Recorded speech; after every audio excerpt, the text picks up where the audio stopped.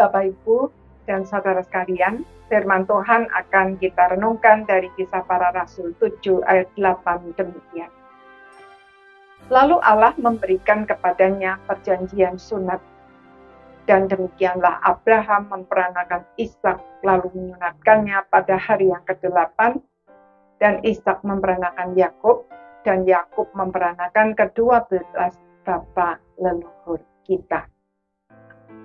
Saudara-saudara sekalian, setelah menunjukkan bahwa ia sama sekali tidak menghina bait Allah dan Musa, melainkan menyingkapkan kebenaran bahwa bait Allah bukan satu-satunya tempat di mana Allah menyatakan diri kepada umatnya, dan bahwa beriman tidak identik dengan ketaatan kepada hukum Taurat secara lahiriah, melainkan penyerahan diri secara total kepada Tuhan.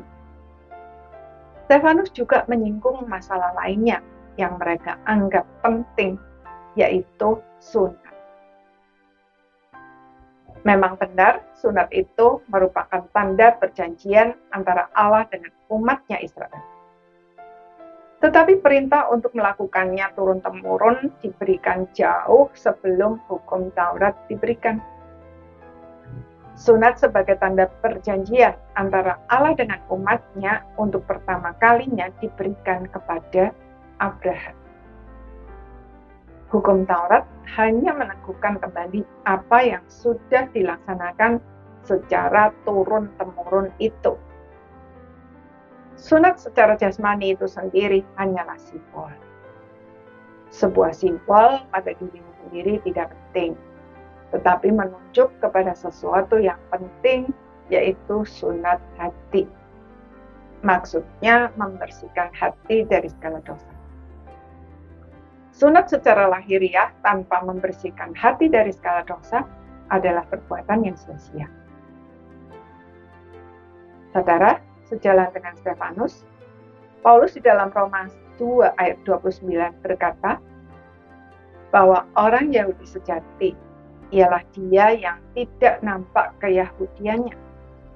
Dan sunat ialah sunat di dalam hati secara rohani, bukan secara hurufiah. Itulah yang berkenan kepada Allah. Saudara, pada akhir pembelaannya, Stefanus bahkan menegur mereka dengan keras dan berkata bahwa mereka adalah orang-orang yang keras kepala dan yang sekalipun secara lahiriah bersunat, tetapi tidak bersunat hati dan telinga. Dan hal itu berarti mereka sedang menentang Roh Kudus.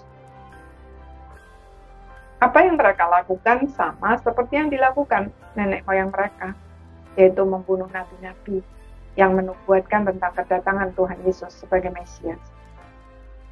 Saudara, melakukan hukum-hukum agama secara harafiah tanpa iman dan pemahaman yang benar akan maksud yang sesungguhnya dari firman Tuhan amatlah berbahaya. Kita bisa merasa sebagai orang beriman, padahal kenyataannya justru sedang melawan Tuhan. Karena itu, mari kita mempelajari firman Tuhan dengan tekun dan setia, serta mohon Roh Kudus memberikan pencerahan, sehingga kita dapat memahami maksud Tuhan dengan benar, serta menghidupi. Amin.